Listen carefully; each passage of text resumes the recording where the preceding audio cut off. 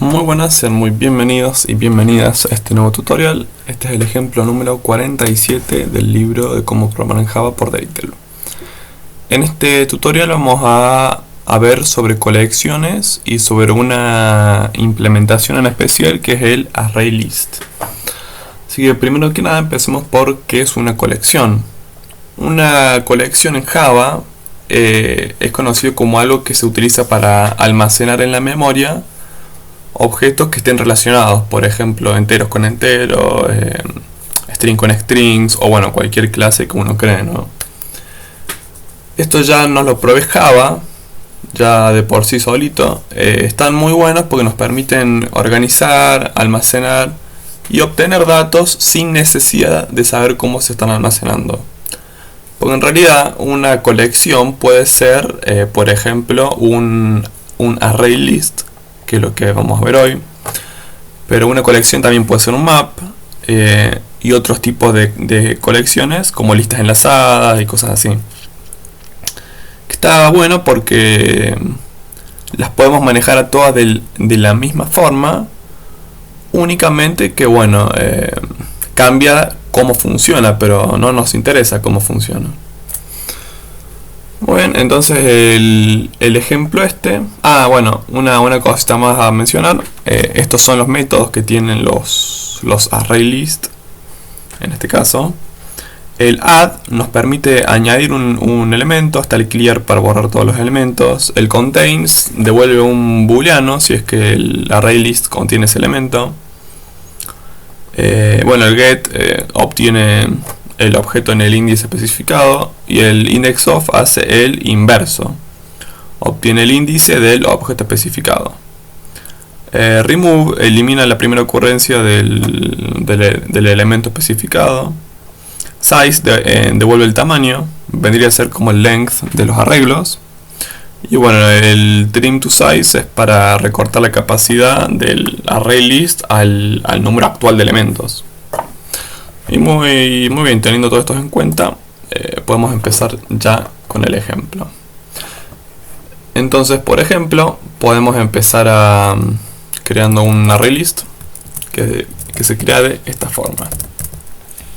ArrayList, entre piquitos ponemos el tipo de dato que nosotros queremos, en este caso string.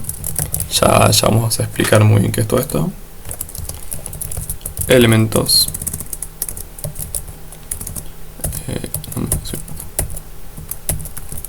Elementos igual new array list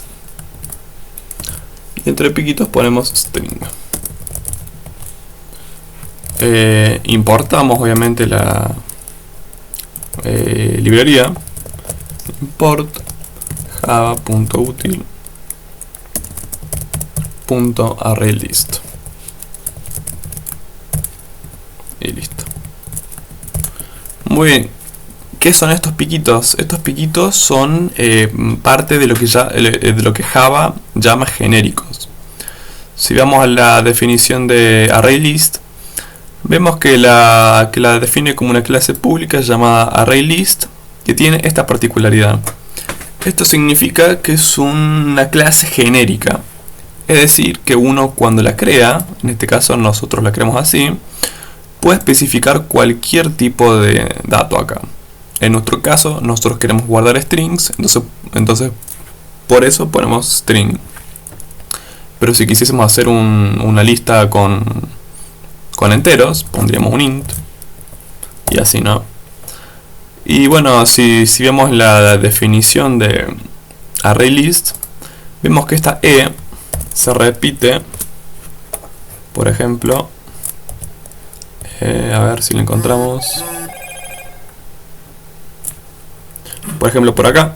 Por ejemplo, la acá. Esto es para que devuelva el tipo de dato que uno quiere. Por ejemplo, el get. Si quisiésemos devolver una string, deberíamos poner public string get. Si quisiésemos devolver un entero, deberíamos poner public int get. Pero bueno, ya que tenemos el genérico no hace falta crear un método por cada tipo de dato. Eso está muy bueno. Y bueno, una vez creado esto, ya podemos, por ejemplo, insertar un elemento. Recordemos que es el punto add. Por ejemplo, rojo, un color. Ahora el add también tiene otra forma de hacerlo, que es con el índice. Uno puede especificar el índice en el que quiere que se coloque este elemento. Entonces, por ejemplo, si se quiere colocar el amarillo en el índice 0, se debería poner así. Ahora, ¿qué es lo que pasa? El rojo ya estaba en el 0. Pero bueno, como nosotros dijimos que amarillo tiene que estar en el 0, al rojo lo va a correr solito al 1. Esto está muy bueno porque programarlo 1 sería un quilombo, y aparte el pedo porque esto ya está programado. Y está súper testeado. Así que ahora, por ejemplo, podríamos mostrar el contenido del arreglo. Mostrar contenido de lista. Hagámoslo con un print común. Y hacemos un pequeño for. No de args, sino de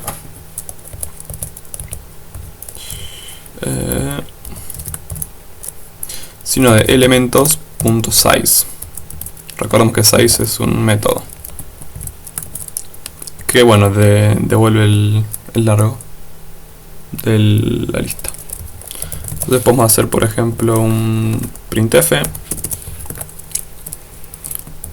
que sea de este estilo, elementos.get de ahí. Recordemos que no hace falta los cosas estos. Ahí está. Ahora a ver si lo corremos. Nos da efectivamente amarillo, rojo.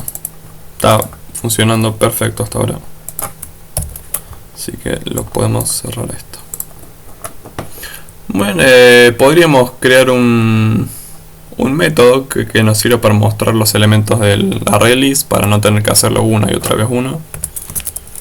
Que sea el estilo esto: public static void mostrar, que reciba un ArrayList de strings, por ejemplo elementos, y que tenga una string que se llame encabezado.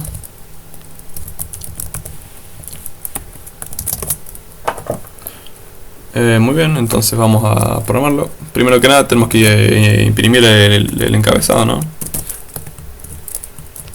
Encabezado. Y después simplemente hacemos un pequeño for each, que como ya lo vimos es bastante fácil. Valor, por ejemplo. Vamos a elemento. Un elemento de elementos, tiene bastante sentido. Hacemos un pequeño printf que haga lo mismo que hicimos arriba. Elemento. Y como una sola línea, no hace falta las llaves. Ahí está. Y listo, ya cada vez que queremos mostrarlo, no hace falta escribir todo esto. Podríamos simplemente reemplazarlo por un mostrar elementos, ¿qué es lo que me he puesto? Mostrar elementos de lista con un 2 puntos y un espacio. Ahora si lo corremos de nuevo va a ser lo mismo, nada más que bueno, va a quedar mejor. Y podemos hacer un pequeño sysout acá para que tengamos el enter ahí y que no nos salga este símbolo. Muy bien, entonces podríamos empezar a hacer más cosas ahora. Podríamos, por ejemplo, seguir añadiendo elementos. Elementos.add verde, amarillo. Y bueno, lo podríamos mostrar de nuevo. Elementos, pero el encabezado va a ser lista con 2 elementos nuevos. Estos recordemos que se van a añadir al final. como vamos a ver, verde y amarillo, cuando los agregamos van a ir al final en orden, porque no especificamos en ningún lugar, ningún índice. Entonces, por ejemplo, ahora podríamos ver si... bueno, no, podríamos mejor borrar un elemento. Hay varias formas de borrarlos. Que por ejemplo, uno podría hacer poniendo el valor del elemento. Por ejemplo, si se quiere borrar el amarillo, podríamos hacer algo así. Lo podemos mostrar. Donde acá diga, a ver, eliminar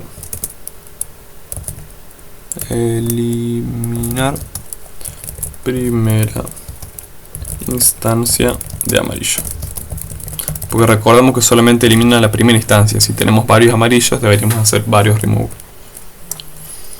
Y la otra forma de eliminar elementos es por el índice, que por ejemplo el índice 1.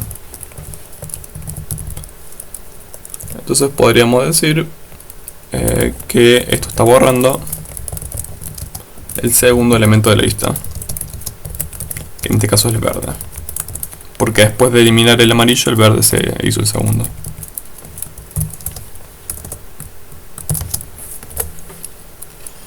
Así que veamos cómo funciona. Vemos que la primera instancia de la lista era solamente el amarillo y el rojo. Después añadimos el verde y el amarillo. Después sacamos la primera instancia del amarillo, que era esta. Recordamos que hay dos. Y después eliminamos el segundo elemento de la lista, que era el verde. Así que bueno, ahora podríamos ver también el método contains, que por ejemplo podríamos hacer un pequeñito printf.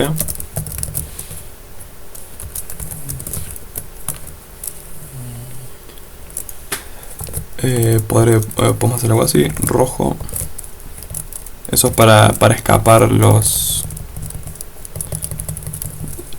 comillas, eso creo que ya lo vimos. Podemos decir que el rojo está en la lista, está o no está en la lista, y hacemos un pequeño enter. Ahora acá, ¿qué ponemos como parámetro? Elementos.contains. El elemento contiene al rojo. Si lo contiene, decimos que sí. Y si no lo contiene, decimos que simplemente no lo contiene. Y listo. Podemos correrlo. Vemos que el rojo sí está en la lista justo antes de esa línea. Y bueno, el rojo sí está en la lista, efectivamente. Si decimos por ejemplo azul, y bueno, ponemos acá azul para que tenga sentido, vamos a ver que azul no está en la lista. Así que es bastante útil eso, ¿no? Bueno, y por último podremos probar el size solito, para ver que efectivamente está correcto. De lista es igual a esto que está acá. Elementos.size.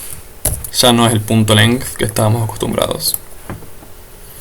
Así que vemos que el tamaño de la lista es 2, efectivamente 1, 2. Así que muy bien, esto fue el ejemplo número 47.